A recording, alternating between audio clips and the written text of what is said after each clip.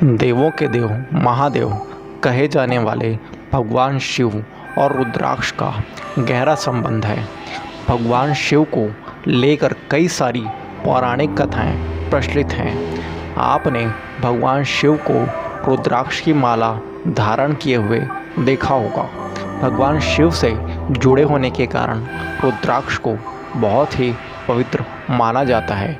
रुद्राक्ष को धारण करने मात्र से ही जीवन के सभी प्रकार के कष्ट दूर हो जाते हैं। धार्मिक ग्रंथों के मुताबिक रुद्राक्ष की उत्पत्ति भगवान शिव के आंसुओं से हुई थी, इसलिए इसे भगवान शिव का स्वरूप माना गया है।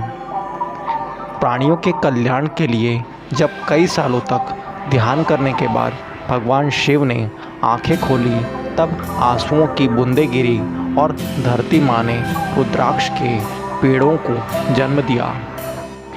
रुद्राक्ष दो शब्दों से मिलकर बना है। पहला शब्द है रुद्र अर्थात भगवान शिव और दूसरा शब्द है अक्ष अर्थात नेत्र।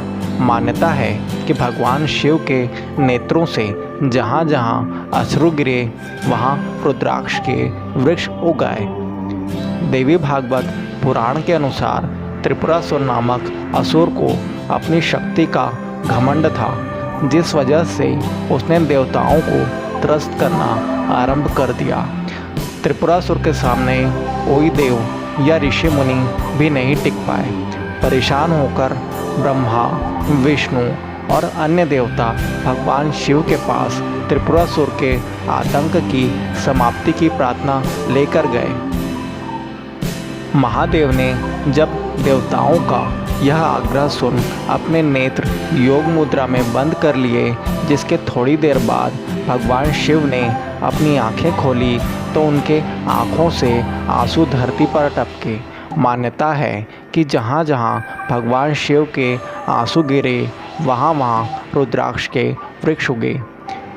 रुद्राक्ष का अर्थ है शिव का प्रलयंकारी तीसरा नेत्र, इसलिए इन वृक्षों पर जो फल आए उन्हें रुद्राक्ष कहा गया। इसके बाद भगवान शिव ने अपने त्रिशूल से राक्षस त्रिपुरासुर का वध कर पृथ्वी और देवलोक को उसके अत्याचार से मुक्त कराया। एक अन्य पौराणिक कथा के अनुसार माता सती ने जब हवन कुंड में कूदकर आत्महत्या कर लिया था और महादेव विचलित होकर उनके जले हुए शरीर को लेकर तीनों लोकों में विलाप करते हुए विचरण कर रहे थे। कहा जाता है शिव के विलाप के कारण जहाँ जहाँ भगवान शिव के आंसू टपके वहाँ वहाँ रुद्राक्ष के वृक्ष उत्पन्न हुए।